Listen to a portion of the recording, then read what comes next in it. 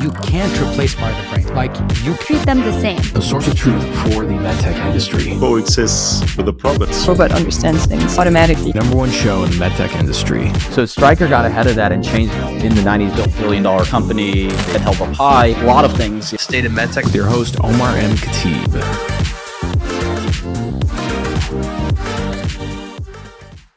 Hey everybody, welcome back to the show. Now, many of you know that biohacking and longevity is something that I'm deeply interested in, mainly because, hey, I'm getting older and I'm all about optimizing the body. One area that seems to be in every single biohacking conversation on longevity panel is the gut and the microbiome. A lot of information out there, but sometimes it's very tough to really look at what you can trust and what you cannot. For many of you who might know this, I went to medical school, but I'm not diving into like Harrison's internal medicine to learn about the gut because it's mainly pathology based and, it's just too heavy, too clinical. And then on the other side of it, a lot of the content that's out there is just too surface level. This is why my good friend and an old podcast guest from another podcast many years ago, Dr. Austin Chiang, who is the chief medical officer for the endoscopy division over at Medtronic, and also a clinician who's still practicing, published a new book. And I actually have that book here, which is called The Gut. It's called Gut and Owner's Guide. It's a beautiful book for those who don't see it, mainly because it's very well put together, beautiful images, great text, but more importantly, it demystifies this whole thing about the gut. Things such as like, what should you actually eat to enhance your microbiome? What should you know about your poop? Like, there's a whole chapter on poop, but a lot of things that we should get more educated about. I'm a stickler for great books. This was really well done. And again, just for those who may not know Dr. Chiang, great background. Again, chief medical officer over at Medtronic for endoscopy division, but still a practicing physician. He's actually the director of the endoscopic bariatric program at Thomas Jefferson University Hospitals, and a prolific content creator on social media. If you don't follow him already, follow him on across social media, whether Instagram, TikTok, or YouTube. It's Austin Chiang. So with that being said, let's get into our episode with Dr. Austin Chiang on the gut. And for those who are interested, check the show notes below. You have a direct link there to buy his book. Go buy it off on Amazon. Get it as a gift. It makes a great coffee table read. It's a great read period. So with that being said, let's get to our episode. Enjoy. Welcome back to the show, everybody. Hope you're doing well. I have an old friend, a bestie from the past, if I say, somebody who I've had on, not on this show actually, but in previous podcast. We actually talked about it beforehand. He and I last did our podcast back in like 2021, so it's been a long time. This is Dr. Austin Chiang, my good friend. Many of you have seen him on LinkedIn. He's the chief medical officer for the endoscopy division at Medtronic, and soon to be now a published author for Gut and Owner's Guide. I'm very excited because I got there it is. And I got access to it before its publication day. It publishes, by the time this podcast is out, it's already available. So go order it on Amazon. I pre-ordered a bunch, but it publishes on my birthday, which was great. So I know it's already going to be a bestseller. Dr. Chiang, thanks so much for coming on the show. How you doing? Good. I'm doing great. Thank you so much for having me. I mean, I got to tell you, when I look at your career, you're a practicing clinician, you're CMO at the world's largest med device company. You're a prolific content creator on social media. It's like, I should be a published author too, Yeah, I mean, this was definitely something on top of my plate that I didn't expect to, show up at this stage in my career. But it's been a wild couple of years since we last spoke. No, totally. Before we dive into the book and everything, tell us a little bit like what has the last few years been for you as a clinician, sort of in these different worlds that are quite exciting and they're all kind of coming together for you. Yeah. So, previously I was a full-time clinician at an academic center in Philadelphia, and I went part-time to join Medtronic 2.5 years ago. And so I'm full-time at Medtronic, still, practicing on the side a couple days a month, still doing procedures. And yeah, to your point, it's been a juggling act, and I still am active on social media. And I think it's all come together very nicely because I always tell people that I feel like I've been on social media kind of educating and talking about what I'm doing for a decade, maybe over a decade at this point now. And part of that was probably subconsciously trying to reach a wider audience and having some sort of population level impact. And so the Medtronic role, when it came up, really felt like it was a tangible way of doing that, of having that sort of an impact. And so it's been a great journey. I've always been interested in innovation in our space and, how technology comes together, how it, goes to market. And I've just been learning a ton and trying to soak it all in. And of course, with these, with how these worlds have collided into this hybrid career, I've been, very fortunate to be approached with a lot of different opportunities like the book. And yeah, this is just yet another step, I think, to trying to get more accurate health information out there for the general public.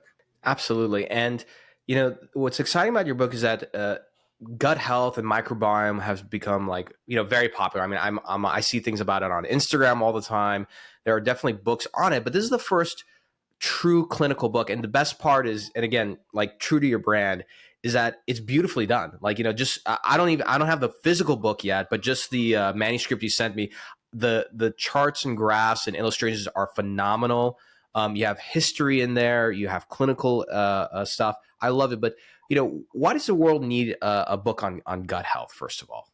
Yeah, I think, there's a lot of misconceptions about the gut, and it's a very complex system. Part of what drew me to gastroenterology and the gut in the first place was because there's so much variety and diversity in how many different organs there are. I think people often think that, everything about the gut is just intestinal, but really, even within the intestine and that tract, the gut, there's the esophagus and the stomach, and there's also the liver and the pancreas. And we've become so subspecialized as well that there's just so much more that we're constantly having to learn. And yeah, I think that was part of the motivation, was distilling all of that down to something that's much more understandable and digestible, pun intended. And also, doing it in an illustrated visual format was really appealing to me. And so there are also sections within the book after every chapter to debunk some of those myths and, clarify some of those misconceptions. And like you said, it's very clinical in the sense that, not only is there kind of the common conversations around gut health and microbiome and things like that, but also the various diagnoses that we commonly encounter within gastroenterology, its treatments, the procedures that we do. I think one of the reasons why I really wanted to hone in on that was because we recommend all these procedures to patients, right? They see me in the office and then we tell them, okay, you need XYZ type procedure, but they don't have really a resource to go home and read about it and feel comfortable about it. And part of my goal, even on social media, has always been to try to make medicine a little less intimidating. And so being able to kind of articulate what it is that they're going to encounter when they show up to the hospital or the office even, why is it that your doctor is going to listen to you in this way? Why are they feeling your abdomen? Trying to make it less of a mystery before actually coming in to see us, I think, is really important. And yeah, I hope that, people really benefit from it and can feel more comfortable coming to see us and be more informed and therefore have a more productive conversation while they're there with us. No, absolutely. And before we kind of dive in clinically, I think you're absolutely right, which is, I've had my own interest in gut health and microbiome, but especially reading your book, and made me kind of realize that if you think about it, the gut, which of course includes the esophagus and colon and everything else, it's the only thing that's technically bringing something from the outside world into the body. And then every single organ, from your eyes to your brain to your heart, liver, everything is plugged in and is influenced by it, which makes it such an important thing. So I think it's really exciting that, while granted, it dispels and gives you some guidance on pathology and everything, it also gives a good foundation of what does good gut health look like. Yeah, absolutely. And I think the general public doesn't often see this, but from my perspective, we see when things go wrong, how much the gut actually is involved with, especially, one, I think, example I have in the book is liver disease. And, when the liver becomes cirrhotic or scarred down, there's a whole host of problems that occur, and it really opens our eyes up to like how intertwined the gut is with all the other organ systems out there. And that's what makes it interesting and fascinating. And that's also why I think there's a lot of innovation going into this space, both, from a pharmaceutical perspective to, procedural as well. So it's very exciting space. Absolutely. You mentioned some myths. Maybe we can let's start there. What are some of the biggest myths when it comes to the gut and microbiome? And there's a lot of them thanks to, TikTok and these social media platforms where they're unregulated medical advice being, handled out. Some of it's good. There's some good stuff out there. But for me, I at least, spend time in medical school so I can tell the difference between those two things versus some of my friends who are very well educated. They'll show me something on Instagram and they're like, hey, for biohacking my gut, this is what I learned. I'm like, no, that's actually a terrible idea. Yeah. But what are some of the big myths that are out there? Yeah, some of the ones that come to mind, that we get asked about all the time or that we hear about a lot are like leaky gut as a diagnosis. Leaky gut, intestinal permeability is a thing, but it's not necessarily a diagnosis recognized like in and of itself. So that's something like important to clarify. There's a lot that you see on social media about colonics or like colonic hydrotherapy, where a lot of water is being injected into someone's colon to like clean it out for whatever goal or reason that is. And, there's, from our perspective, a lot of safety concerns around doing that, whether it's the risk of perforation of the gut because the people who are administering that don't really know the anatomy. They're unable to see inside. Or they're doing it at home by themselves. Yeah. They're like putting, like a shower head up, basically, like, up someone's anus. And so there's issues there. And then also, when they're infusing a ton of water at one time, there could be electrolyte shifts that happen that people don't necessarily anticipate. So it might not affect all people who get this done, but for some people, it could really be life-threatening potentially too. But yeah, in terms of like the gut microbiome, I think it's one of those areas within GI, within gut health, where our understanding is still evolving. And, there's a lot that's, being studied right now. And I really hope that it becomes much more of a mature space. But I feel like there are certain things about probiotics being recommended that aren't aligned with, our professional society guidelines. There's still very little we know about, like, what are the appropriate bacterial strains? What are the dosages of probiotics? Like, it has to be very personalized. And I think it also has to take into account the context of, the patient in terms of their medical history and their, other medications that they're on and, other things like that. So, as much as like my book talks about gut health itself, it's also just reminding readers to know that, there's a lot that's unique to an individual's situation. And so you really got to talk to your doctor to understand, okay, how does this fit into everything else that's going on with your health? Yeah, absolutely. And I think, one of the things that we're seeing is, I guess you can call it the Joe Rogan effect, which is, Joe has, there's never been somebody like him in history with that much reach. And, one of the more famous people who are on his show, from at least from the jiu-jitsu world, was this guy, Gordon Ryan. He's just super famous, just undefeated jiu-jitsu guy. But he went out of competition, almost had to retire early because, he went on antibiotics. It ruined his gut microbiome. And then he ended up with like a really bad, fungal growth or something essentially in the gut. So I think the general public is very interested in learning about this. The problem is that they just go to the wrong resources. So let's start with the first thing, which is for you as a clinician who's an expert on the gut, what are sort of the macro and micronutrients that you look to get like every single day to sort of maintain like good gut microbiome? Yeah, I think that, generally speaking, I try not to overthink too much about the diet.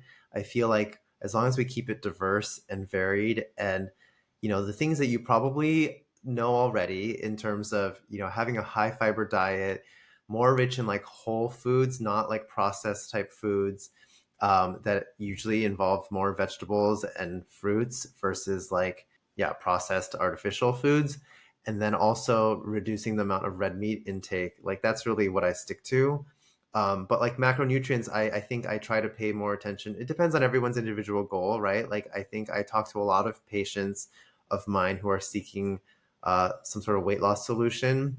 And so I often remind them to focus on, protein and maximizing that, because, at the same time, as much as losing weight sometimes is important, I think like building muscle mass is also important.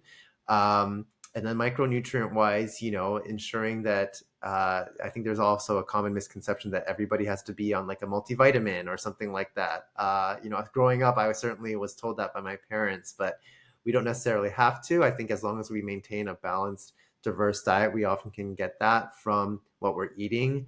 But of course, you need to talk to your doctor, because a lot of us may actually have vitamin deficiencies and require supplementation in those situations. And of course, in those situations, you definitely want to make sure that you're eating certain types of food, supplementing appropriately to make sure you're not missing out on some of those nutrients. Yeah, I want to ask you about, just because it's become very, very popular and controversial, is the consumption of red meat. There's one camp there like red meat is the devil, don't ever eat red meat. More recent people talk about, I think it's called the ancestral diet, or of course the carnivore diet, which are just like eat all red meat, don't eat vegetables because vegetables have plant defense chemicals in them, which just to kind of dispel that for the listeners, like, yes, some vegetables do have plant defense chemicals, and it does cause like stress on your body, just like sauna and lifting weights and other things. So like some stress on your body is actually good. But talk to us a little bit about like how somebody should think about like red meat intake. Like what would you consider too much, and then like why is too much red meat bad? Aside from the fact that if you eat a lot of red meat and very low like vegetables and fruits, you're gonna have a hard time in the bathroom.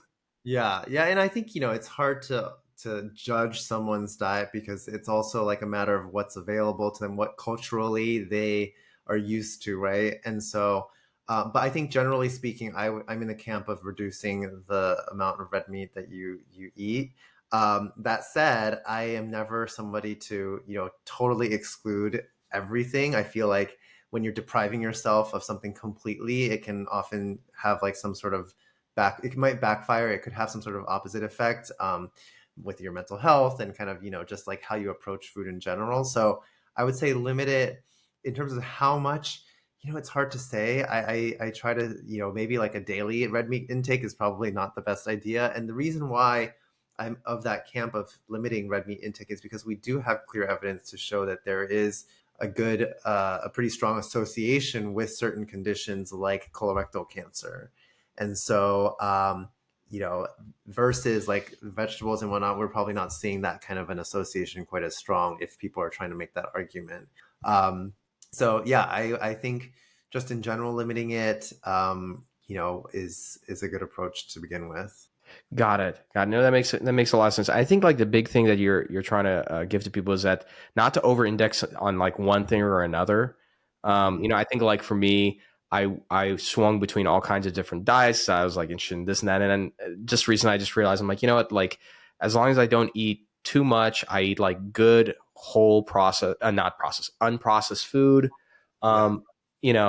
Overall I'm good. Something that I found fascinating in your book is this idea that your gut is really connected to your brain in the sense of influence of neurotransmitters, and like one of the like interesting examples is like, if you eat like, let's say too much candy and everything, you can influence your gut microbiome so that certain neurotransmitters are released. So you crave more sugar, right? Talk to us a little bit about the gut brain connection.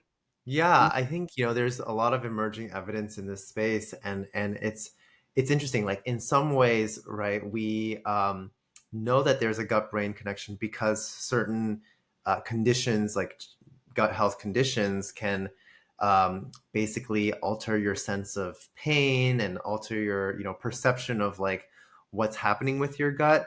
But I think, in my opinion, what is even more interesting is even while I was writing this book, there was a study that was emerging or that had been published where they were finding a linkage of how stress and mental health conditions could also have an effect on the gut, result in an inflammatory type of response. So it's very much bidirectional. And yeah, What about the other way around? Is that possible? Is that a possibility where your gut microbiome could essentially make you psychologically more stressed or depressed or anything like that? it could. I mean, I think that, what we consider like irritable bowel syndrome and conditions, those are actually disorders of the gut-brain axis is like what we're calling that. That's like actually the technical categorization these days. Um, I think in terms of that specific linkage of the microbiome to the brain, we're still figuring out what exactly that association is, what bacterial strains and whatnot. But yeah, I do feel like over the coming years, we're going to definitely find out a lot more about the specifics of this. And, like what you alluded to earlier, it's not just pain and, those types of signals, but also, hunger and satiety and weight loss and weight gain. And, part of the reason why I think it's gaining a lot of attention now is also, GLP-1 agonists and all the medications, targeting weight loss. Those are targeting hormones, right? That are dictating hunger and satiety. And so that's a pretty clear example of how that could potentially, how that linkage exists between like the gut and the brain. On that same topic, I mean, you're also clinically an expert on the areas of weight loss. I'm wondering, and again, I think it's gonna be different for everybody, but let's say it's somebody that's a loved one of yours, or I mean, you're in really good shape, so we won't use you as an example, but somebody you love, and they're considering altering their gut to hit their weight loss goals. Would your preferred approach be a pharmaceutical one like a GLP-1, which is, of course, very effective, or a more physical procedure one, such as like a sleeve, getting a gastric bypass sleeve? Which do you choose first and why? And you cannot tell me it depends on the patient. You can't see the patient, but you have to have a preference. Which one and why? That is so difficult to answer because, I mean, there are certain criteria out there that dictate whether or not you're even eligible for a procedural option versus not. So that right off the bat, some people just might not be eligible for a procedure. Let's say they're eligible for both. What do you choose? Yeah, I'll say like nowadays, again, I have to say it depends on how much weight you are looking to lose, because this might be different now in 2024 versus like 2 years from now, because the weight loss medications are becoming so incredibly effective in reducing total body weight that I think we're going to see a growing role for medications. I think like right now it might be like, oh, there are very clear scenarios where surgery or endoscopy is the right option. But in the future, I think that distinction might be a little less clear. That said, I'm going to tell you that when I see patients in clinic, a lot of them come to me because they are nervous about being on a medication long term. And so that's why they want a procedural option, and which they, would consider more durable because they're actually altering their anatomy. And at the end of the day, I honestly feel like they're going to be complementary therapies. Just because you get a surgery doesn't mean that you can't get additional weight loss from a medication. And the fact of the matter is that any one of these solutions have a limit as to how much weight loss you can get. So if you combine them, the result might not be completely additive, but they are complementary, and you might get more mileage out of your treatment plan. Got it. That makes a lot of sense. Yeah, and it is really interesting, especially with GLP. I mean, GLP-1 has had such a strong impact that even Stryker had to come out and comment about its impact on its implant business. But actually, interestingly enough, they feel like it's going to grow because it's going to make more people who are ineligible for receiving like knee implants, like to actually get them. Yeah, it'll be exactly. interesting to see what happens. I'm excited. Yeah, I'm excited for this space because I think that so many people have had, even if you're considering bariatric surgery, of the segment of the population that's eligible to get surgery done, only 1% actually undergo bariatric surgery. So that's a huge unaddressed, portion of the population there, and millions of people, right? So finally, people are able to access, another way of losing weight, and I always say, and this is something that I talk about in the book, is that weight loss is a very personal decision. So, not everyone has to necessarily lose weight. And I think, it's, as a physician, I always like to try to frame it in a clinical perspective rather than like a cosmetic one. And so ultimately, I do think that even, the benefit probably of the weight loss movement with GLP-1s is probably going to be pretty huge when in terms of reducing downstream, heart disease and all sorts of other problems that we know are associated with obesity. Got it. Let me pivot real quick. Another chapter of the book you covered is talking about sleep, which I love. And again, this is why it's a great book. It is, as somebody who collects a lot of books, I have a massive library, really well done, fun to read, illustrative, clinical, but not too clinical. It's great. You talk about sleep, and I'm wondering, what is your recommendation to patients if you can talk about the sleep chapter, how important the gut health is for sleep, but more importantly, this thing is, when do you eat? Like there's been all kinds of things about, make sure not to eat after a certain hour of the day. Don't eat within a few hours of going to bed. Somebody like Brian Johnson, who's a biohacker, his last meal of the day is at noon, to give like 6 to 7 hours of rest before he goes to bed. I can't do that. What's your recommendation when it comes to gut health and sleep? What are some of your key tenets? I think, again, on the theme of not trying to over-index on any one thing, I feel like it really depends on one's lifestyle and whether or not you're even able to incorporate some of these recommendations. I think there's good evidence behind some techniques like intermittent fasting, but not everyone is able to carry that out. So people shouldn't be stressing over trying to achieve that. I think that, just from a very, again, clinical perspective, there are certain conditions that or certain scenarios where we recommend people don't eat too late, because otherwise they're going to develop heartburn when they're lying down, and we're going to, see all sorts of problems the next morning because of that. But for a lot of people, it's not a problem, and they can consume food like before going to bed, and it's not that big of an issue.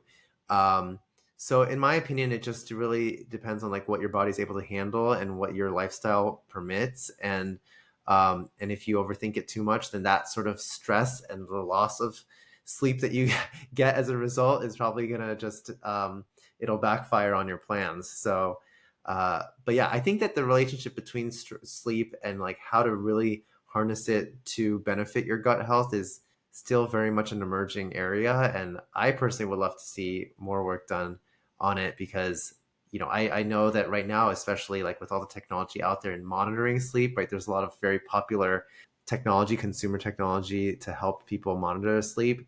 That relationship and linkage to the gut is still very much in its nascency. So No, I completely agree with you. And I mean, I think it's interesting. I think if anything, I'm happy that there's more public awareness and interest, right? I think public interest in medicine and health is pretty much at an all-time high. I don't think it is directly correlated with COVID, but just during 2020, I think people got more interested in their health. And now as a result, like there's just more consumer awareness for it. And of course, a lot of like investments and everything going into it.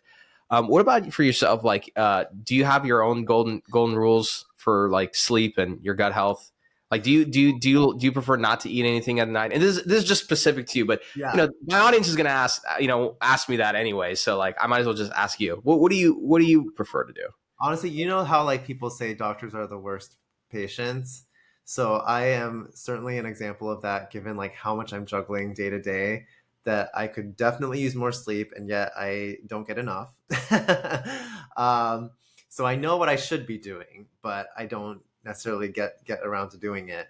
And so, yeah, I don't really follow like a specific, like I don't do intermittent fasting myself. I do think like when it comes to healthy eating and making sure that I'm eating a diverse, balanced diet, I do pay attention to that. I don't overlimit myself though. I still, I'm very mindful that like, if I'm going to, eat something that maybe isn't the best for me at one point in the day, that like later on in the day, I'm going to, shift a little more and be more mindful about what choices I'm making later in the day. And I had to learn that lesson in some ways. Like I was forced to learn that lesson, I think, early on in taking the Medtronic job because I was traveling so much. And I realized, with a lot of work dinners and like being on the road, that I'm not able to control what I eat quite as, easily as if I were just at home. And yeah, so I found myself, my go-to meal, I often tell people, is like poke. Because I'm with you. I love poke. I love poke, and it's like, I can, you're choosing the ingredients pretty much. You can often like get your fix of vegetables and fish, and it's for me, it's like it makes me feel like I'm making a healthy choice then. No, I totally hear you on that. Just kind of like going through your book, and again, like one of the things that I personally enjoy is, it's a fun book to read because you have text in it, of course. That's what makes it a book. But aside from the illustrations, you have these interesting areas in the book around questions like, like quick, it's almost like, I always judge authors based on how they design the book, and you design the book for like a modern audience in the sense that like, they might have just quick questions. So you have like different lists, like questions on like, should I avoid antibiotics? Is intermittent fasting a good way to lose weight? And you have your kind of quick answers to that. I'm wondering like, what was the most fun chapter of the book for you to write and why? Oh, that's a great question. I'd probably say the poop chapter. When I was working on this with the publisher, we had a lot of back and forth about what the table of contents should be about. And I think they saw that there was just so much I could talk about around poop that they wanted to make an entire chapter about it, which I love because I think we got to destigmatize the conversation around poop. Obviously, it's not necessarily everyone's dinner table conversation, but I think we should feel more comfortable talking about it. And the reason why I think a lot of there's a lot of we don't talk enough about colorectal cancer and things like that is because people are afraid of talking about butts and guts. And so that chapter is particularly fun because it's not only it's very visual. There's charts about stool consistency. There's a whole poop rainbow, which is like how to interpret different color of your stool. Like if you notice that your stool is gray or green or black, like what does that mean? What could it mean? That's actually an adaptation. This whole book is in some ways an adaptation of my social media presence and what I've, the voice I use on social media. But that in particular is actually based on a video off of YouTube that I made a couple of years ago. And they really wanted that in text form. And so yeah, I was very excited to write that. And like you said earlier, like visually, part of the sell for me on this is when the publisher approached me about this book, they said, hey, our forte at DK, the publisher, which is a Penguin Random House imprint, their forte is illustrated, colorful books. And I said, say less. I think that's like perfect for what I'm trying to do here. So I'm really glad that, we came together and were able to create this. So yeah, I would say the poop chapter was probably the most fun to write, but there's so many aspects of this that I just love. Like the debunking sections, like your questions asked at the end of every chapter gave me like a nice concise way of addressing common questions.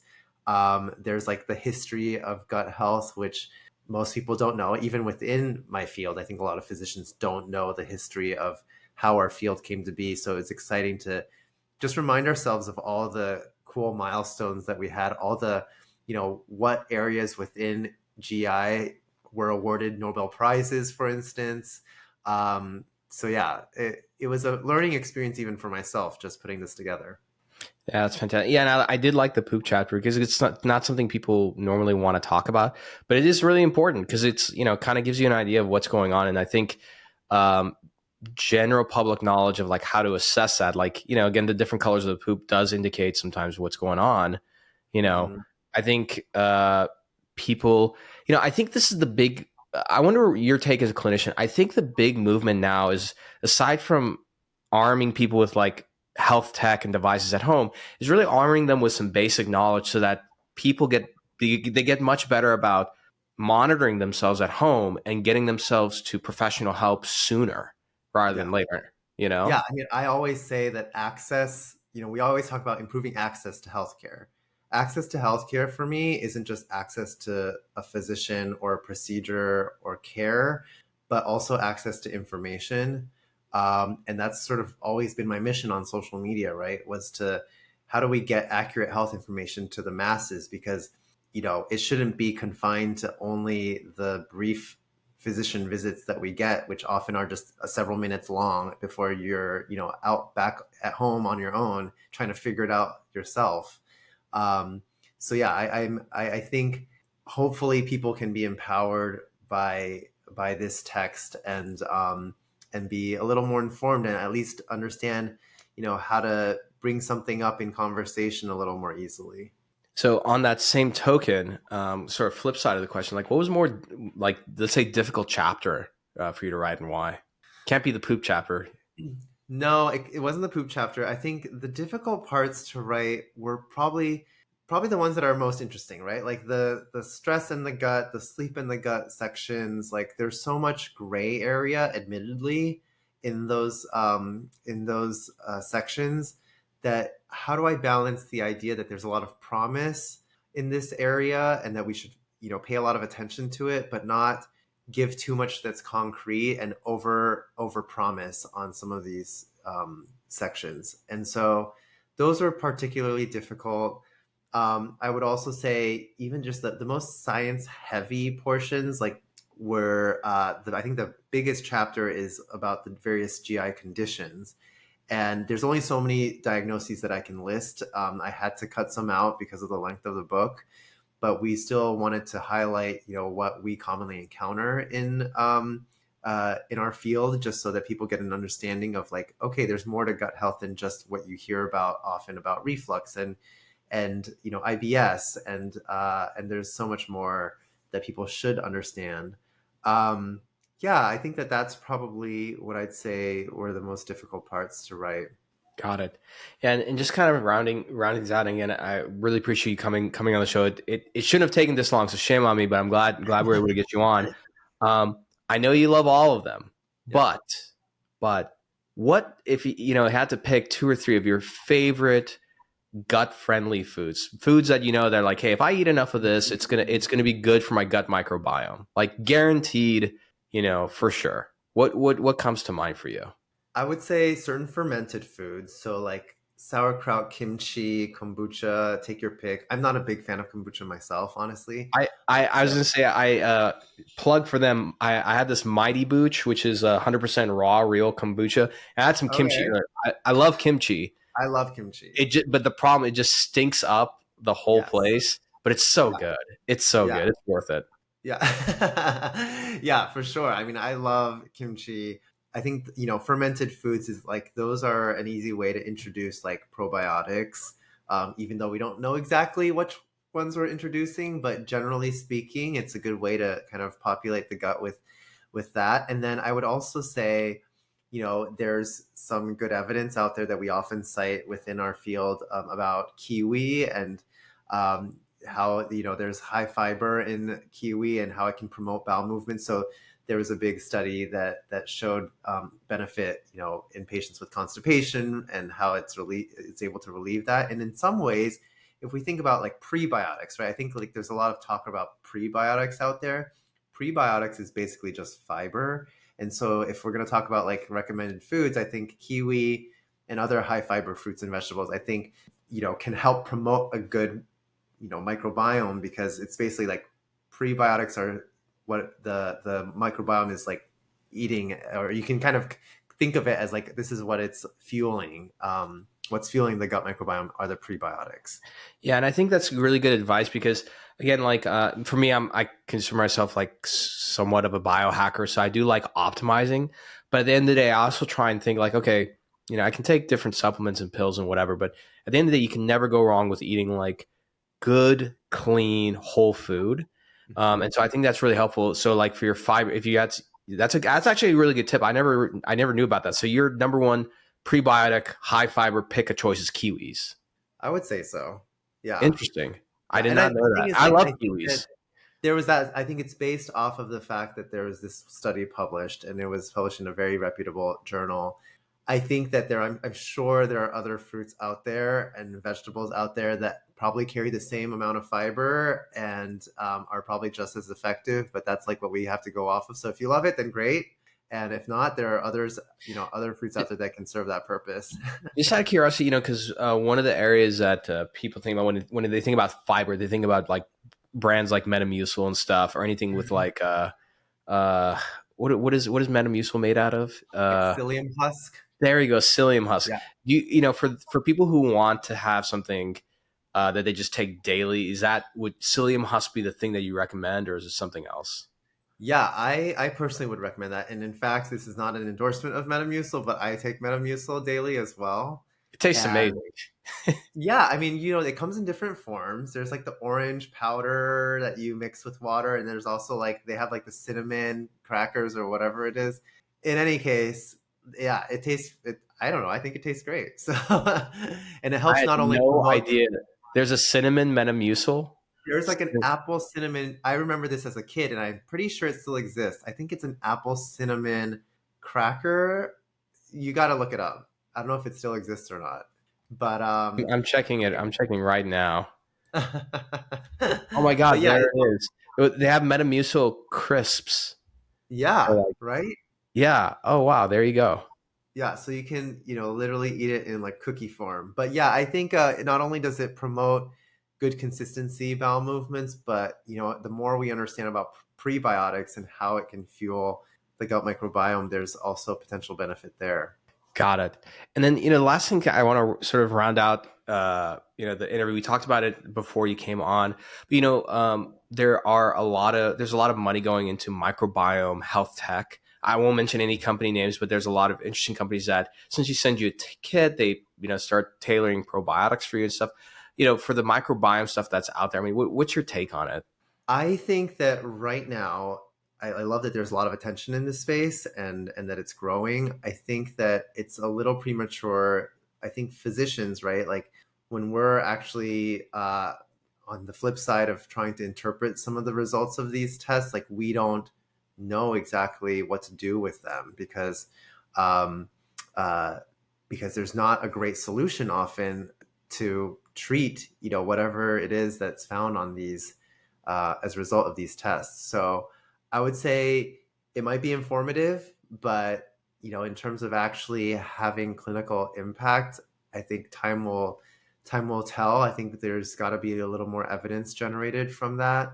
But talk to your doctor because everybody has a little bit of a different situation, and I do kind of on that same note, I love the movement of just empowering patients with the ability to do things at home, right? Like there's so much time spent at home, and often people are unable to come to the hospital to begin with, or it's just like very much a to-do.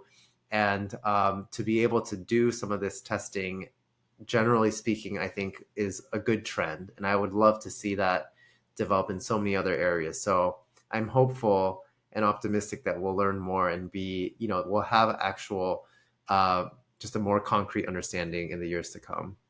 Perfect. And then last question before you go, and thanks for jumping on. I know it's late over there on the East Coast, but what's your hope for your readers? Who buy the book? We'll hopefully drive a lot of our audience to go purchase the book. But what's your kind of hope for the readers when they buy your book and they get the physical copy and everything? What are you hoping that they do with it, and how do they use it?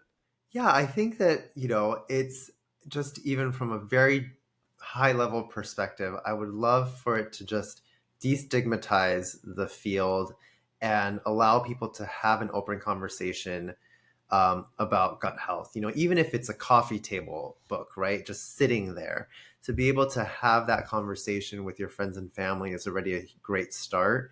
And then from there, I think just the myth busting sections and clarifying things, just knowing that it's coming from a place where it's based on the best available evidence that we have at the moment, because medicine's very dynamic.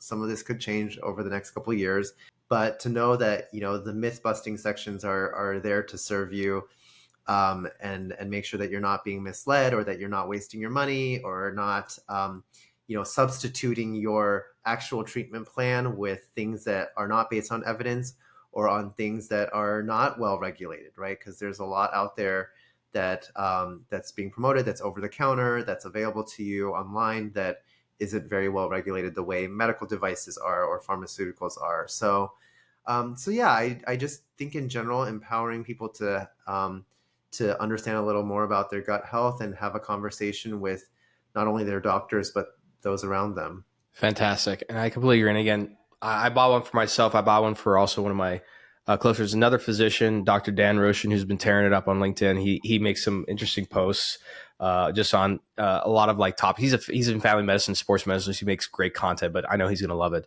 So with that being said, Dr. Chiang, before you leave, where can people find you online? Pretty much everywhere, but like where's you can give us a few places to go that you'd like people to give you a follow. Yeah, it's pretty consistent. My handle is pretty much the same everywhere, Austin Chiang, MD. And you can find me on LinkedIn. You can find me on Instagram, TikTok. I'm not as active on YouTube, but there's some, perennial content on there, and X as well, Threads. I'm basically every major platform you know of, I'm probably there. Yeah, being in the social media world, man, I know how it is. It's just like there's too many of them to keep up. Yes, it's a lot. So, well, Dr. Chiang, thank you so much for coming on the show. Hey, congratulations on the new book. Really excited for you. Thank you so much. Absolutely. So everybody, be sure to go and get Dr. Chiang's book. By the time this episode is released, it is available on Amazon. So just type in gut and Austin Chiang and it'll come up right away. Order a few of them. I think those are great books as a present because they're beautiful. I got the manuscript, so I looked inside. I'm really excited to get it. So that being said, I'm your host, Omar Khateeb. This is the State of MedTech, and we'll see you all next time.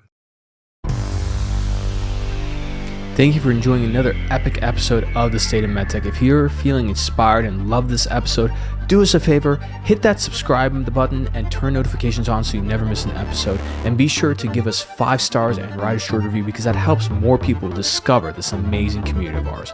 If you're a company who has a executive that you'd like to be on the show, or perhaps you want to sponsor one of the episodes, shoot us an email at hello@khateebandco.com. Take care, and we'll see you next time.